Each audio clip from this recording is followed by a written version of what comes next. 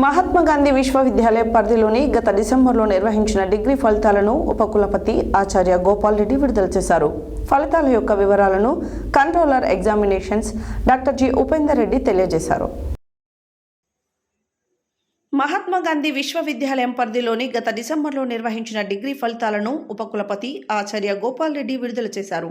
ఫలితాల యొక్క వివరాలను controller examinations doctor G Upender Reddy తెలియజేస్తూ మొదటి సెమిస్టర్లో మొత్తం 6,927 మంది విద్యార్థులు హాజరు కాగా 25.8% ఉత్తీర్ణత సాధించగా 73.7% ప్రమోట్ అయినట్లు, మూడవ సెమిస్టర్లో 7,135 హాజరు కాగా 31.9% ఉత్తీర్ణత సాధించి 67.8% ప్రమోట్ అయినట్లు, 9,105 మంది విద్యార్థులు హాజరు కాగా 31% ఉత్తీర్ణత సాధించి 68% మంది విద్యార్థులు ప్రమోట్ అయినట్లు వివరించారు.